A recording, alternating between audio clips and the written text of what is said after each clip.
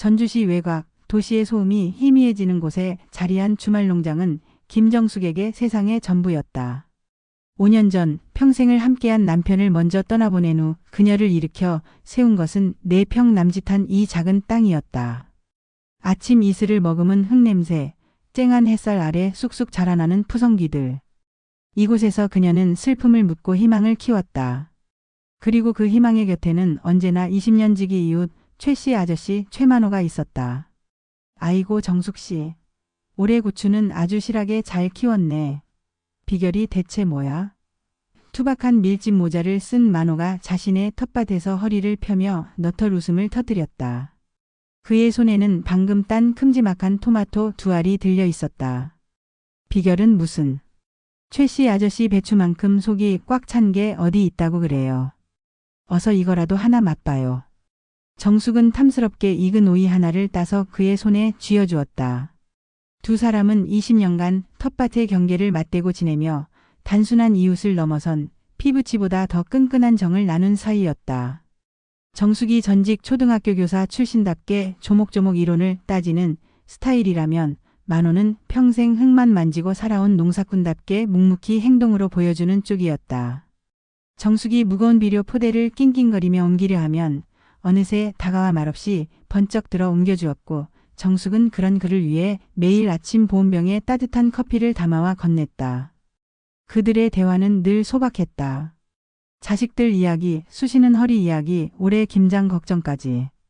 특별할 것 없는 대화였지만 그 안에는 20년이라는 세월이 켜켜이 쌓아 올린 깊은 신뢰와 편안함이 있었다. 점심때가 되자 두 사람은 밭두렁에 나란히 앉아 각자 싸온 도시락을 펼쳤다. 정숙이 정갈하게 부쳐온 호박전과 만호가 투박하게 무쳐온 열무김치가 서로의 도시락을 오갔다. 우리 딸 유라가 어제 다녀갔는데 혈색이 영 안 좋아 보여서 속상해 죽겠어. 만호가 한숨을 쉬며 딸 이야기를 꺼냈다. 15년 전 결혼을 약속했던 남자에게 파혼당한 후 마음의 병을 얻은 외동딸 유라는 그의 유일한 아픈 손가락이었다. 시간이 약이겠지요. 유라가 얼마나 착한 아이인데요. 곧 좋은 사람 만날 거예요. 정숙의 따뜻한 위로에 만호는 말없이 고개를 끄덕였다. 그들에게 이 텃밭은 단순히 채소를 키우는 공간이 아니었다. 서로의 상처를 보듬고 외로움을 나누는 세상의 모든 시름을 잊게 해주는 둘만의 작은 천국이었다. 장마가 길었던 그해 여름이 지나고 텃밭은 한바탕 물 난리를 겪었다. 다행히 큰 피해는 없었지만 텃밭 가장자리에 흙이 일부 쓸려 나가면서 땅이 조금 꺼져 있었다. 특히 정숙의 텃밭과 만호의 텃밭 경계에 있는 평소 잡풀만 무성해 누구도 신경 쓰지 않던 밭 귀퉁이에 흙이 유독 많이 패여 있었다. 정숙이 아이고 저긴 흙을 좀 새로 덮어야겠네. 이참에 저기까지 밭을 좀 넓혀볼까. 라며 삽을 들고 그쪽으로 향하려던 순간이었다. 정숙씨, 거긴 안 돼. 지금껏 들어본 적 없는 만호의 다급하고 날카로운 목소리가 그녀의 발목을 붙잡았다. 돌아본 정숙의 눈에 비친 그의 얼굴은 평소의 온화한 모습이 아니었다. 그의 얼굴은 하얗게 질려 있었고 눈에는 알 수 없는 불안과 초조함이 가득했다. 왜 그래요, 최씨 아저씨? 정숙이 놀라 묻자 그는 억지로 미소를 지으며 그녀에게 다가왔다. 아니, 저기는 땅이 약해서 장마 때문에 더 위험해졌을 거야. 잘못 밟았다가 발이라도 빠지면 큰일 나. 저긴 내가 나중에 알아서 정리할 테니 절대로 가까이 가지 말게. 알았지? 그의 걱정은 어딘가 과장되어 있었고 절대로라는 단어에는 거역할 수 없는 강한 힘이 실려 있었다. 그날 이후 정숙은 만호에게서 이전과는 다른 이질감을 느끼기 시작했다. 그는 유독 그 밭 귀퉁이에 대해 예민하게 굴었다. 정숙이 그쪽을 쳐다보기만 해도 그는 슬그머니 다가와 다른 화제로 말을 돌렸고 누군가 그 근처에 잡초를 뽑으러 가면 쏜살같이 달려가 자신이 하겠다며 막아섰다. 그의 행동은 병든 딸을 감싸는 아버지의 모습처럼 필사적이고 또 처절해 보였다. 정숙은 땅이 약해서 그런가 보다라고 해서 생각하려 했지만 마음 한구석에 피어오른 의심의 씨앗은 좀처럼 사라지지 않았다. 20년간 단 한 번도 다친 적 없었던 두 사람의 투명한 신뢰에 아주 작지만 선명한 균열이 생기기 시작하고 있었다. 그 균열의 틈새로 흙 속 깊은 곳에 묻혀있던 어두운 비밀이 희미한 악취를 풍기고 있었다. 가을이 깊어지던 어느 주말 정숙은 김장 배추를 심기 위해 밭을 정리하고 있었다. 올해는 배추를 좀 더 넉넉하게 심어 멀리 사는 자식들에게도 보내주고 싶었다. 그러자면 밭이 조금 더 필요했다. 그녀의 시선이 자연스럽게 만호가 그토록 접근을 막았던 밭 귀퉁이로 향했다. 만호는 마침 딸이 아프다는 연락을 받고 며칠째 텃밭에 나오지 않고 있었다. 최 씨 아저씨도 참 뭘 그렇게까지 그냥 땅 조금 파는 건데 별일 있겠어. 정숙은 대수롭지 않게 생각하며 오랫동안 잊고 있던 만호의 경고를 무시하기로 했다. 그녀는 단단히 마음먹고 묵직한 쇠삽을 들고 문제의 그곳으로 향했다. 잡초를 걷어내자 질 좋은 검은 흙이 모습을 드러냈다. 땅이 약하다던 만호의 말과는 달리 땅은 단단하고 기름져 보였다. 거짓말은. 헛웃음을 지으며 그녀는 삽에 힘을 주어 흙을 깊숙이 파내기 시작했다. 한 삽, 두 삽 흙을 파낼수록 알 수 없는 서늘한 기운이 등줄기를 타고 흘렀다. 그리고 마침내 세 번째 삽을 꽂아 넣었을 때였다. 덜컥 하는 둔탁한 소리와 함께 삽 끝에 단단하고 둥근 무언가가 걸렸다. 큰 돌멩이라도 있나 보네. 그녀는 무릎을 굽히고 앉아 손으로 조심스럽게 흙을 걷어내기 시작했다. 그러나 손끝에 닿는 감촉은 차가운 돌의 감촉이 아니었다. 매끄러우면서도 어딘가 푸석한 기묘한 질감이었다. 흙을 완전히 걷어낸 순간 그녀는 자신의 눈을 의심했다. 흙 속에서 모습을 드러낸 것은 돌멩이가 아니었다. 누렇게 변색된 두 개의 구멍이 뻥 뚫린 사람의 머리뼈였다. 깍!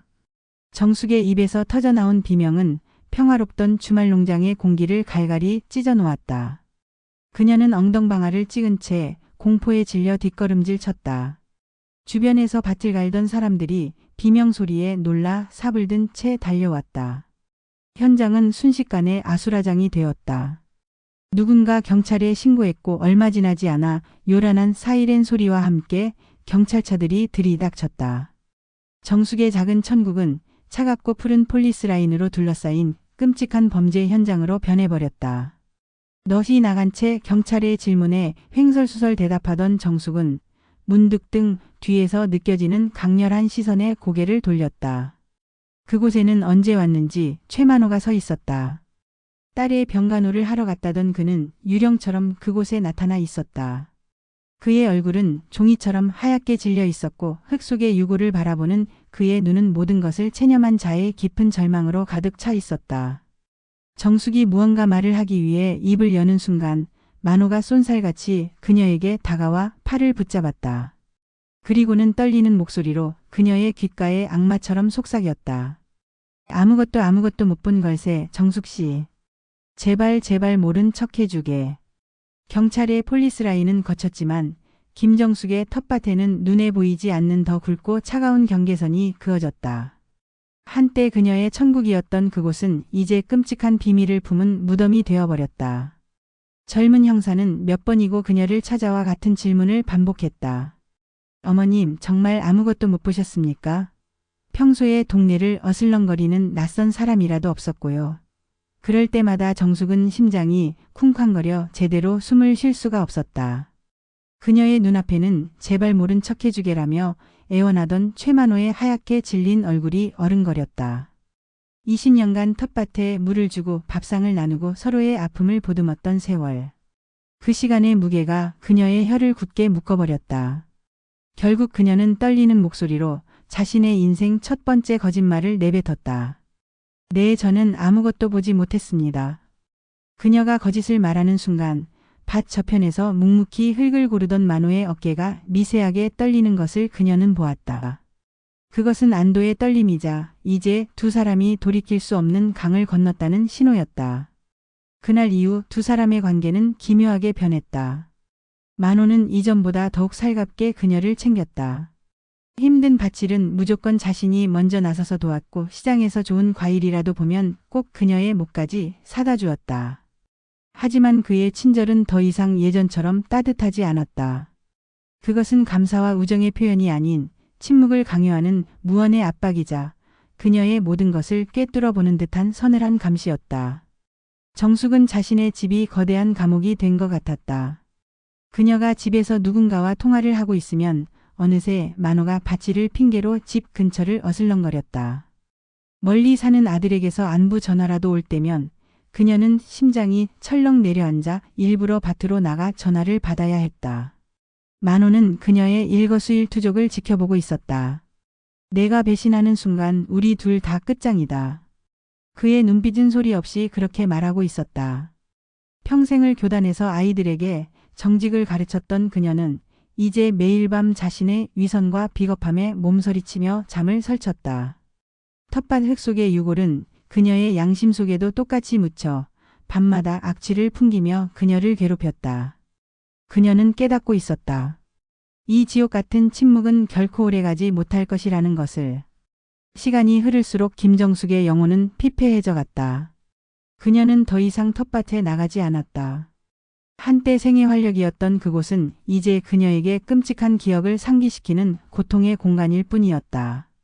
흙냄새만 맡아도 구역질이 났고 삽자루만 봐도 그날의 끔찍했던 감촉이 되살아나 온몸에 소름이 돋았다. 그녀의 텃밭은 잡초만 무성한 폐허로 변해갔지만 이상하게도 최만호의 텃밭은 그 어느 해보다 풍성한 결실을 보았다. 그는 마치 아무 일도 없었다는 듯 묵묵히 밭을 갈고 씨를 뿌렸다. 그의 그 태연함이 정숙을 더욱 미치게 만들었다. 외부의 압박도 그녀를 조여왔다. 유골의 신원이 밝혀지지 않자 수사는 장기화될 조짐을 보였다. 담당 형사는 거의 매일같이 동네를 찾아와 탐문 수사를 벌였다. 어느 날 오후 형사는 마당에서 넋놓고 앉아있는 정숙에게 다가와 넌지시 말을 건넸다. 어머님, 옆집 최만호 선생님과는 아주 각별한 사이시라고 들었습니다. 20년 넘게 이웃으로 지내셨으면 서로 모르는 게 없으시겠네요.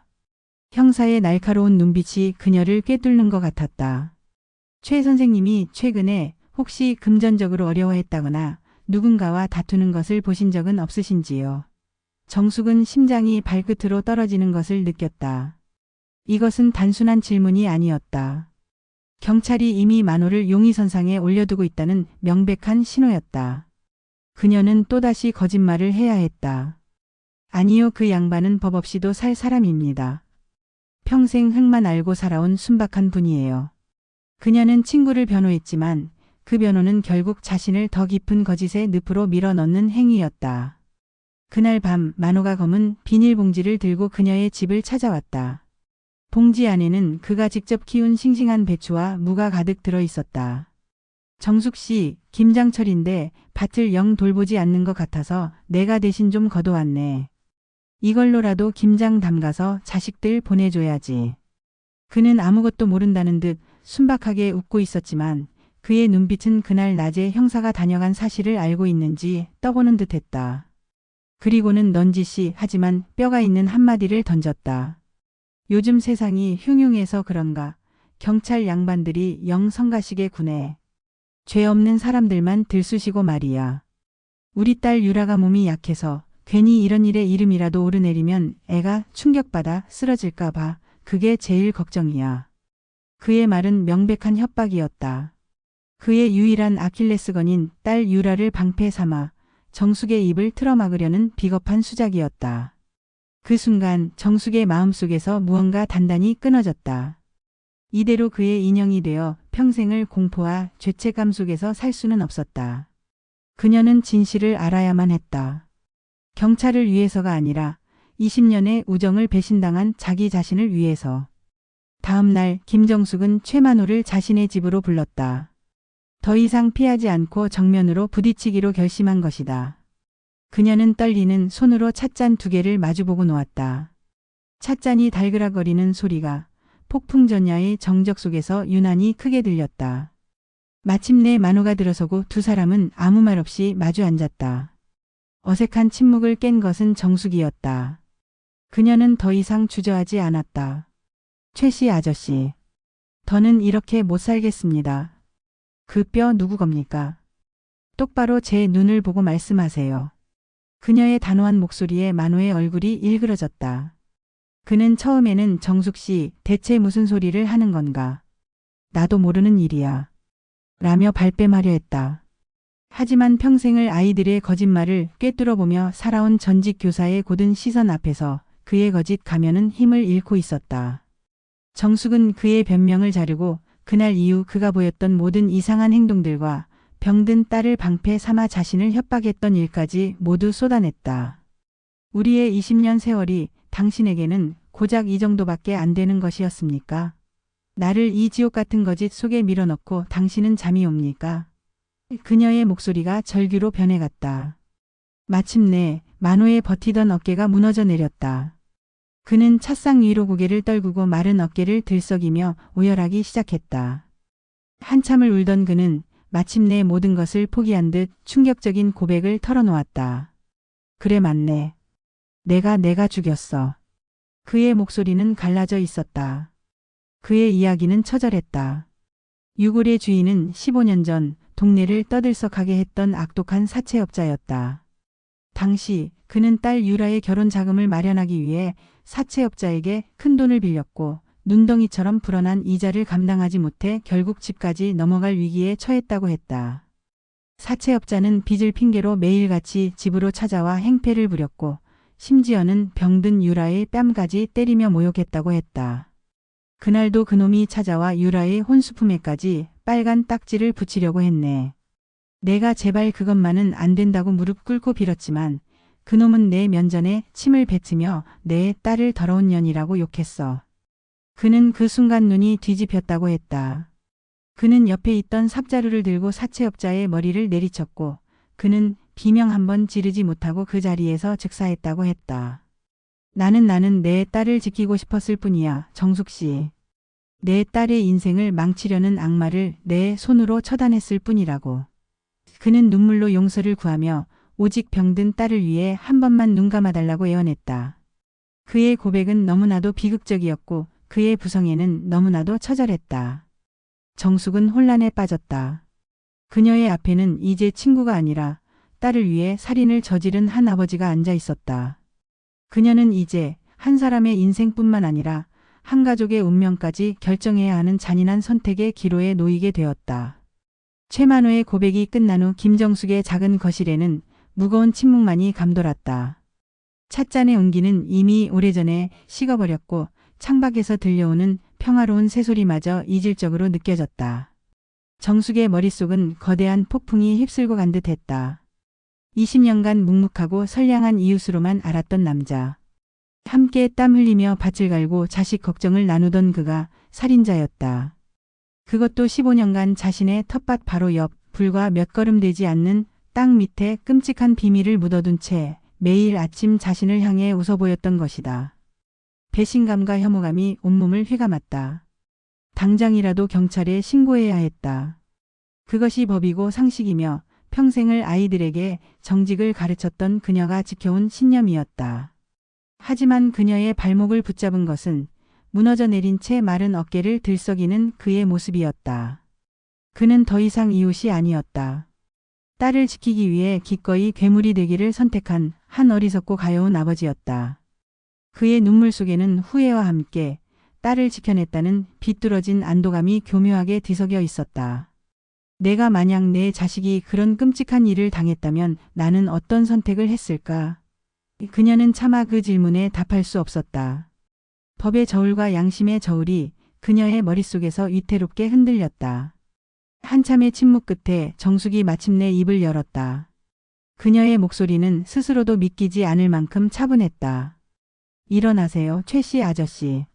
그녀는 만호에게 자수할 시간을 주기로 결심했다.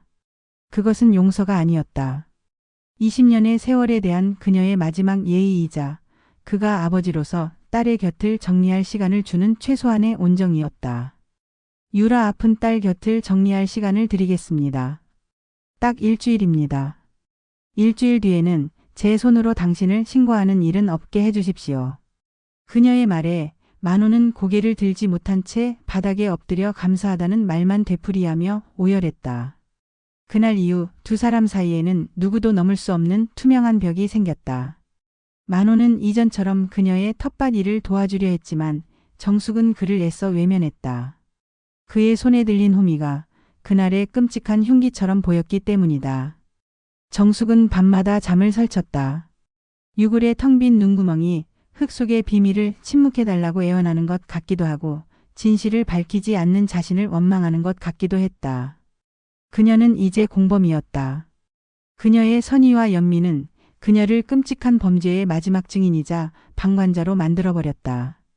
약속된 일주일이 마치 사형 집행일처럼 그녀에게 하루하루 다가오고 있었다. 약속된 날짜가 이틀 앞으로 다가온 늦은 오후였다. 김정숙은 착잡한 마음을 달래기 위해 동네를 산책하고 있었다. 발걸음은 자신도 모르게 최만호의 집 앞으로 향했다. 담장 너머로 그의 딸 유라가 마당에서 빨래를 널고 있는 모습이 보였다. 저 아이는 아무것도 모르겠지. 아버지가 자신을 위해 어떤 짓을 저질렀는지. 정숙이 씁쓸한 마음으로 발걸음을 돌리려던 순간이었다. 쾅 하는 소리와 함께 집 안에서 험악한 욕설이 터져 나왔다.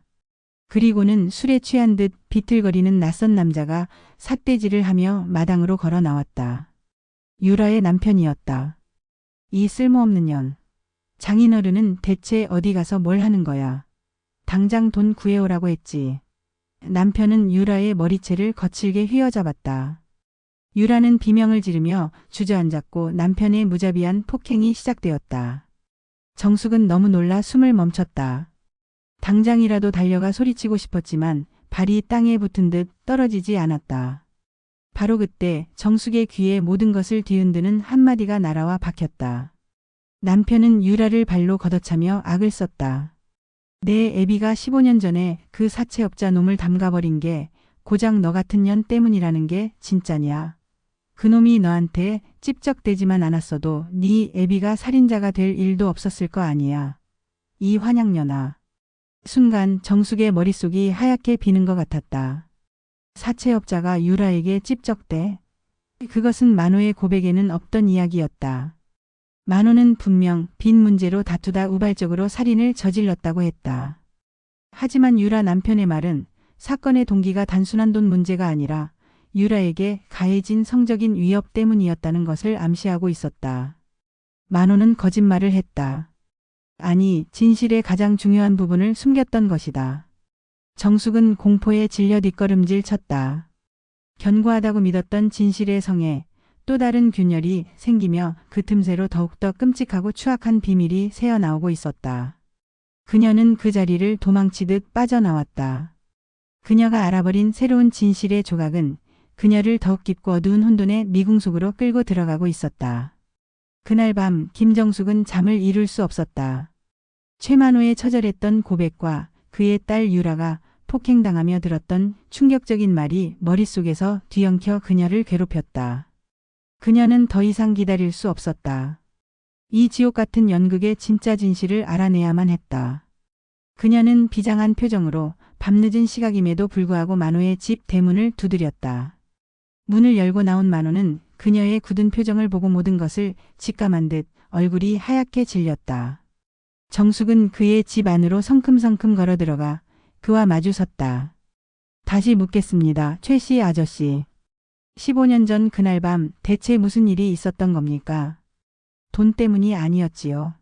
그 사채업자 우리 유라한테 무슨 짓을 했습니까? 그녀의 날카로운 추궁에 만호의 마지막 버팀목이 무너져 내렸다. 그는 그 자리에 주저앉아 땅을 치며 통곡하기 시작했다. 그리고 마침내 15년간 흙 속에 묻어두었던 진짜 진실을, 그의 심장 가장 깊은 곳에 묻어두었던 끔찍한 비밀을 털어놓았다. 진범은 최만호가 아니었다. 15년 전 그날 밤 사채업자는 빚을 핑계로 만호가 집을 비운 사이 혼자 있던 유라를 덮쳤다. 겁에 질린 유라는 필사적으로 저항했고 그 과정에서 옆에 있던 묵직한 도라분으로 그의 머리를 내리쳤다. 사채업자는 그 자리에서 즉사했다. 뒤늦게 집에 돌아온 만호가 목격한 것은 피범벅이 된 채 넛이 나가 떨고 있는 딸과 싸늘하게 식어버린 사채업자의 시신이었다. 그 순간 그의 머릿속은 단 하나의 생각으로 가득 찼다. 내 딸의 인생은 여기서 끝났다. 하지만 그는 딸을 포기할 수 없었다. 그는 그날 밤 아버지가 아닌 악마가 되기로 결심했다. 그는 딸의 손에 묻은 피를 닦아주고 증거가 될 만한 모든 것을 치웠다. 그리고는 칠흑 같은 어둠 속에서 사채업자의 시신을 자신의 텃밭 가장 깊은 곳에 묻었다. 그는 딸에게 아무 일도 없었다. 나쁜 꿈을 꾼 거야. 아빠가 다 해결했다. 너는 모든 것을 잊어라. 라고 반복해서 말하며 딸의 기억을 봉인했다. 그리고 그날 이후 그는 딸을 지키기 위해 살인자라는 끔찍한 비밀을 평생 짊어지고 살아왔던 것이다. 그가 정숙에게 했던 거짓 고백은 혹시라도 수사망이 좁혀져 딸에게 혐의가 돌아갈까 두려워 자신이 모든 것을 뒤집어쓰기 위해 만들어낸 마지막 방어막이었던 셈이다.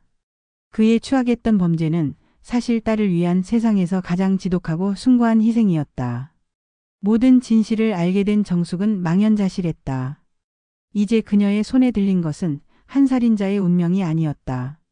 끔찍한 과거의 상처를 안고 살아가는 가여운 딸과 그 딸을 지키기 위해 기꺼이 괴물이 된 한 아버지, 한 가족의 기구한 운명이었다. 그녀의 양심의 저울 위에는 이제 법과 정의라는 차가운 추 대신 용서와 연민이라는 뜨거운 눈물이 위태롭게 놓여 있었다. 최만호의 마지막 고백은 김정숙의 세상을 완전히 뒤엎어버렸다. 그녀의 앞에는 이제 살인자도 20년 지기 이웃도 없었다. 오직 딸을 지키기 위해 기꺼이 자신의 영혼을 악마에게 팔아넘긴 한 어리석고도 위대한 아버지만이 흐느끼고 있을 뿐이었다. 법과 정의, 평생을 아이들에게 가르쳤던 그 숭고한 가치들이 한 아버지의 처절한 눈물 앞에서 힘을 잃고 있었다. 그녀는 이제 무엇을 해야 하는가? 진실을 밝혀 끔찍한 트라우마 속에서 겨우 살아남은 한 여자의 인생을 다시 지옥으로 밀어 넣어야 하는가? 아니면 침묵하여 이 모든 비극을 자신의 양심이라는 무덤 속에 함께 묻어야 하는가? 약속했던 일주일의 마지막 날이 밝았다. 그날 아침 만호는 이른 새벽부터 자신의 텃밭에 나와 있었다. 그는 정성스럽게 마지막 남은 배추를 뽑고 흙을 골랐다. 그의 모습은 마치 먼 길을 떠나기 전 마지막으로 집 안을 정리하는 사람처럼 보였다. 정숙은 차마 그에게 다가가지 못하고 자신의 집 창문 너머로 그를 지켜볼 뿐이었다. 잠시 후 만호는 잘 정돈된 작업복으로 갈아입고 집을 나섰다. 그의 발걸음은 망설임 없이 동네 파출소가 있는 방향을 향하고 있었다. 그는 약속을 지키러 가는 것이었다. 비록 거짓일지언정 자신이 모든 죄를 뒤집어쓰고 딸의 인생을 지켜내겠다는 마지막 약속을. 바로 그 순간 정숙이 그의 앞을 막아섰다. 그녀의 손에는 따뜻한 김이 모락모락 피어오르는 보온병이 들려 있었다. 지난 20년간 매일 아침 그에게 건넸던 바로 그 커피였다. 만호는 의아한 눈으로 그녀를 바라보았다. 왜 이러시는가 정숙 씨. 길 막지 말고 비켜주게. 나 가야 하네. 그의 목소리는 모든 것을 체념한 듯 담담했다. 정숙은 아무 말 없이 그의 손에 보온병을 쥐어주었다. 그리고는 그의 눈을 똑바로 쳐다보며 자신의 남은 인생을 건 마지막 결심을 내뱉었다. 가지 마세요, 최 씨 아저씨. 그녀의 목소리는 가늘었지만 그 안에는 강철 같은 단호함이 서려 있었다. 그 짐 당신 혼자 짊어질 짐이 아닙니다. 당신이 지은 죄는 딸을 제대로 지키지 못한 죄이고 내가 지은 죄는 20년간 이웃의 아픔을 몰랐던 죄입니다. 그리고 우리 유라가 지은 죄는 그저 나쁜 놈에게서 자기 자신을 지키려 했던 죄일 뿐입니다. 그건 죄가 아닙니다. 그녀는 숨을 한번 고르고 말을 이었다. 그 흙 속의 비밀은 오늘부터 당신과 나, 우리 둘만의 비밀입니다. 그러니 돌아가세요. 돌아가서 당신 딸의 좋은 아버지가 되어주세요. 그거면 됐습니다. 그녀의 용서는 법을 넘어선 한 인간이 다른 인간에게 베풀 수 있는 가장 깊은 연민이었다. 만호는 보온병을 든 채 그 자리에 주저앉아 소리 없이 눈물만 흘렸다. 그날 두 사람은 세상에서 가장 무거운 비밀을 공유한 새로운 의미의 공범자이자 가족이 되었다. 두 사람의 위태로운 평화는 오래가지 못했다. 그들의 침묵이 지켜내려 했던 유라의 삶에 또 다른 악마가 도사리고 있었기 때문이다. 그날 저녁 정숙은 만호의 집에서 들려오는 날카로운 비명소리에 놀라 담장 너머를 엿보았다. 유라의 남편이 술에 취해 유라를 마당으로 끌고 나와 무자비하게 폭행하고 있었다. 그리고 그의 입에서는 끔찍한 말들이 쏟아져 나왔다. 내 애비가 아직도 정신을 못 차렸어. 내가 경찰에 다 불어버리기 전에 당장 밭을 팔아서라도 돈을 만들어 오라고 해. 그 사채업자 놈 아주 잘 죽었지. 안 그래? 그놈 덕에 내가 내 마누라가 된 거 아니냐. 그 순간 정숙의 머릿속에서 모든 퍼즐 조각이 맞춰졌다. 유라의 남편은 모든 것을 알고 있었다. 아니, 진실의 일부를 손에 쥔 채 그것을 무기 삼아 장인과 아내를 협박하고 착취하고 있었던 것이다.